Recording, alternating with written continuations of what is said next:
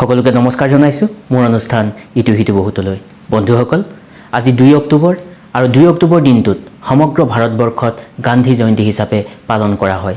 জাতিৰ পিতা মহামানৱ মহাত্মা গান্ধীৰ জন্মদিনৰ লগত সংগতি ৰাখি সমগ্ৰ ভাৰতবৰ্ষত 2 অক্টোবৰ তাৰিখে গান্ধী জয়ন্তী পালন কৰা হয় আজিৰ এই শুভ দিনৰ শুভক্ষণত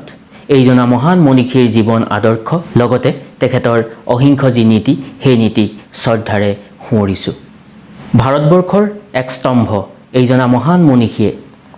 1869 চনৰ 2 অক্টোবৰত গুজৰাটৰ পোৰবন্দৰ নামৰ এখন সৰু ঠাইত জন্মগ্ৰহণ কৰিছিল আৰু 1948 চনৰ 30 জানুৱাৰীত কৰুণভাৱে তেখেতে মৃত্যুক আকোৱালি লৈছিল ব্ৰিটিছৰ শাসনৰ পৰা আমাৰ দেশক স্বাধীনতা প্ৰদান কৰাৰ কাৰণে এইজনা প্ৰখ্যাত মনীষীয়ে এক উল্লেখনীয় ভূমিকা পালন কৰিছিল দেশখনৰ বাবে তেওঁ হৃদয়ত জাগ্ৰত হৈ থকা ভালপোৱা দেশৰ স্বাধীনতাৰ কাৰণে তেখেতে কৰা ত্যাগ আৰু দুখীয়া মানুহৰ বাবে তেওঁ কৰা যি দয়া সেই দয়া শ্ৰদ্ধা জনাই এইজনা মহান মনীষীক জাতিৰ পিতা আখ্যা দিয়া হয় জাতিৰ পিতা মহামানৱ মহাত্মা গান্ধীয়ে ব্ৰিটিছ শাসনক বিৰোধিতা কৰি আহিছিল কিন্তু ব্ৰিটিছ শাসনৰ জৰিদাল ছিঙিবলৈ তেওঁ কেতিয়াও হিংসাত্মক নীতিক সমৰ্থন কৰা নাছিল এইজন এনেকুৱা এজন ব্যক্তি আছিল যিজন ব্যক্তিয়ে অহিংস নীতিৰ পথ অৱলম্বন কৰি সত্যক সদায় নিজৰ জীৱনৰ এক লগৰী হিচাপে লৈ স্বাধীনতা আন্দোলনৰ কামত ব্যস্ত হৈ পৰিছিল গান্ধীজী আছিল অহিংস নীতিত বিশ্বাসী এজন ব্যক্তি তেওঁ জীৱনকালত ভাৰতবৰ্ষক স্বাধীনতা প্ৰদান কৰাৰ কাৰণে বিভিন্ন ধৰণৰ নিজৰ কাৰ্যব্যৱস্থা গ্ৰহণ কৰিছিল কিন্তু সেই কাৰ্যব্যৱস্থা সদায় অহিংস নীতিৰ ওপৰত ভিত্তি কৰি কৰা হৈছিল তেখেতে 1930 চনত কৰা যি দাণ্ডী যাত্ৰা 1942 চনত কুইট ইণ্ডিয়া মুভমেণ্টৰ দৰে প্ৰটেষ্ট মুভমেণ্টবিলাকে ভাৰতবৰ্ষক ব্ৰিটিছৰ শাসনৰ পৰা স্বাধীনতা লাভ কৰাৰ ক্ষেত্ৰত যথেষ্টখিনি অৰিহণা যোগাইছিল সেই সময়ত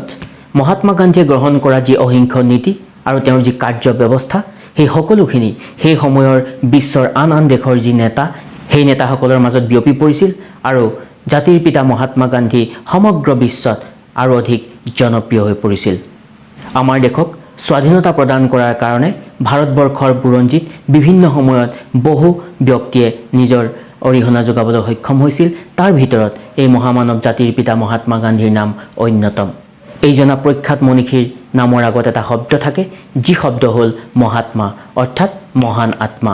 অৰ্থাৎ তেখেতৰ যি আত্মা সেই আত্মা মহান আছিল আৰু তেখেতৰ যি কাৰ্যব্যৱস্থা তেখেতৰ যি নীতি সেই নীতি আন সকলোতকৈ আছিল সুকীয়া আমাৰ সকলোৰে শ্ৰদ্ধাৰ জাতিৰ পিতা মহাত্মা গান্ধীয়ে কেৱল মাত্ৰ দেশৰ স্বাধীনতা সংগ্ৰামৰ কাৰণে নিজৰ কাৰ্য কৰি গৈছিল সেয়া নহয় তাৰ লগতে তেওঁ আন কিছুমান সামাজিক যি ব্যাধি যেনেদৰে আনটাচেবিলিটি কাষ্টিজিম আদিৰ বিৰুদ্ধেও তেখেতৰ নিজৰ যি মতামত সেই মতামত আগবঢ়াই গৈছিল ইউনাইটেড নেশ্যনছ জেনেৰেল এছেম্বলিয়ে 2007 চনৰ 15 জুনত গান্ধী জয়ন্তী দিৱসটিক সমগ্ৰ পৃথিৱীত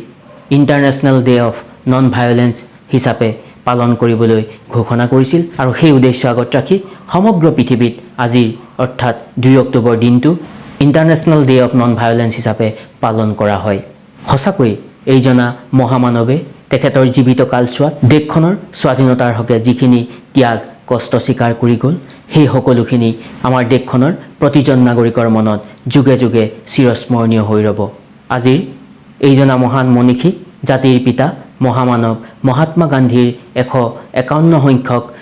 জন্মদিনত তেখেতক শ্ৰদ্ধাৰে সুঁৱৰিছোঁ লগতে তেওঁ দেখুৱাই যোৱা জীৱন আদৰ্শ আৰু তেওঁৰ যি অহিংস নীতি সেই অহিংস নীতিক স্মৰণ কৰি আজিৰ এই আলোচ্য বিষয়বস্তুৰ পৰা মই বিদায় মাগিছোঁ নমস্কাৰ